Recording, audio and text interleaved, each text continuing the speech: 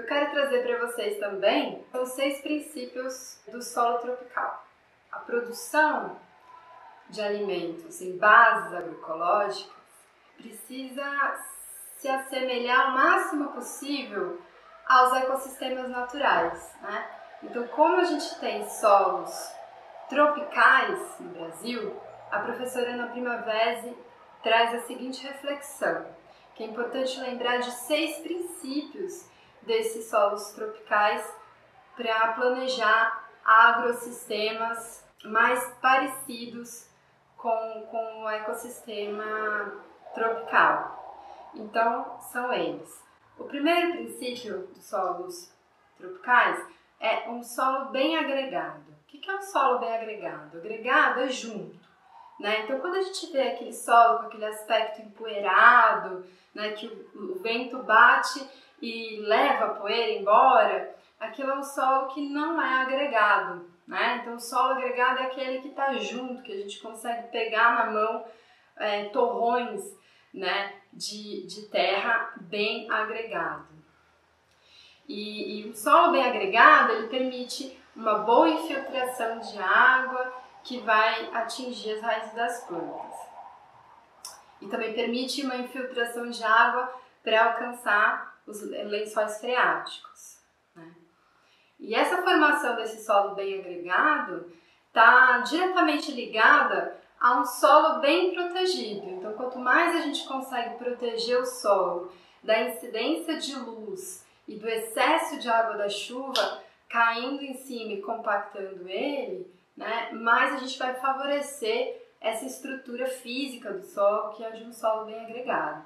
Então, a proteção do solo é quando a gente cobre ele de matéria orgânica, seja ela viva ou morta, né, restos de culturas, folhas secas de algumas árvores que perderam as folhas durante o inverno, né, fazendo uma espécie de um cobertor em cima do solo, protegendo ele, né, do excesso de sol, a velocidade da queda da chuva, né, que faz a compactação, e também estabelecendo um microclima para o solo, né, para que ele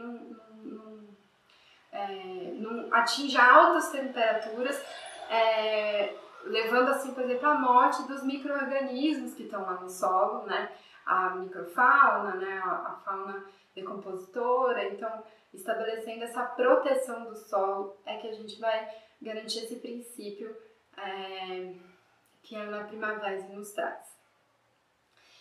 O outro princípio é aumentar a biodiversidade, né, que está diretamente ligado também à produção de alimentos diversos, não só aqueles alimentos que o agronegócio produz em larga escala em monoculturas, né, como o trigo, o milho, a soja, mas lembrar de uma biodiversidade, né, de uma agrobiodiversidade de alimentos que existem e que podem ser consorciados no mesmo sistema, né?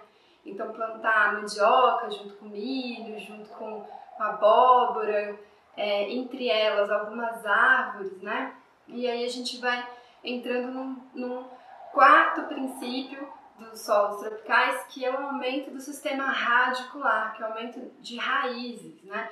Então, quanto mais alta é a planta, quanto maior é o porte da planta, maior proporcionalmente são o tamanho das suas raízes, né? Então, por exemplo, se eu trago árvores para o meu agroecossistema, eu vou aumentar esse sistema radicular. Isso faz com que as raízes atinjam solos mais profundos, atinjam camadas mais férteis do solo, tragam esses nutrientes para a parte de cima do solo através da ciclagem de nutrientes, né, que a gente já falou. E esse sistema radicular também vai acessar mais água, né, em profundidade maior, né, e bombeando essa água dos lençóis, da parte mais profunda do solo, para cima, garantindo maior umidade para o agroecossistema. É importante lembrar, falando em água, né, que 70% da água que é consumida no mundo é consumida pelo agronegócio, né, para a produção de alimentos, utilizando aí grandes pivôs centrais de irrigação, né? Então é interessante pensar em agroecossistemas que utilizem a menor quantidade de água possível na sua irrigação. Isso é possível quando a gente aumenta a biodiversidade, traz para dentro do sistema espécies mais adaptadas à seca, né? E também consegue estabelecer que uma planta consiga gerar umidade para outra planta. E a cobertura do solo, a proteção do solo, também está associada a isso. Porque quanto maior a cobertura do solo, maior a proteção em relação à evaporação da água, né? E o solo se mantém úmido por mais tempo. E aí, o quinto princípio é a alimentação equilibrada das plantas. Então, se a gente dá muito fertilizante de uma mesma substância, de um mesmo fator químico, né, a gente pode acabar gerando um desequilíbrio para a alimentação daquela planta. Então, o excesso de nitrogênio, né, o excesso de fósforo, o excesso de cada um desses minerais, desses fertilizantes, pode gerar uma doença para as plantas, né? Então, ela fala muito sobre o equilíbrio dos nutrientes. E isso a gente pode proporcionar para o agroecossistema com maior biodiversidade de plantas em decomposição, ciclando nutrientes naquele agroecossistema. Da mesma forma, é importante lembrar que se a gente só adubar o nosso sistema de produção com nitrogênio, não vai ser suficiente para a nutrição daquelas plantas. E quando as plantas não estão acessando todos os macro e micronutrientes, elas começam a desenvolver doenças e pragas. Elas começam a desenvolver doenças e ficar mais suscetível ao ataque de animais e de insetos fitopatógenos e fitófagos, né? Que se alimentam por plantas e começam a predar como pragas, né? Que alguns costumam dizer, aquelas plantas. Então é interessante também, lembrando uma outra prática na agroecologia, que é o controle de doenças e pragas através do controle biológico, né? Então, quando você tem alta diversidade de plantas, você também tem uma alta diversidade de insetos e outros animais que vão ajudar no controle biológico, ou seja, a própria cadeia alimentar desses animais, eles vão estabelecer um equilíbrio no agroecossistema e ninguém vai ficar de mais e ninguém vai ficar de menos, né? Quando você tem um equilíbrio, bastante diversidade de plantas, você também vai ter uma grande diversidade de animais e, por exemplo, você tem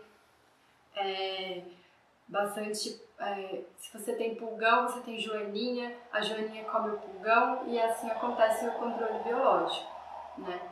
O desequilíbrio, nesse caso, vai acontecer quando existe uma quantidade muito grande de um determinado inseto e aí a produção ela acaba sendo prejudicada. Mas quando os insetos estão colocados no ambiente de uma forma mais equilibrada também, né, um vai predar o outro e o sistema vai estar em equilíbrio. E o último princípio é proteger os cultivos e pastos do vento.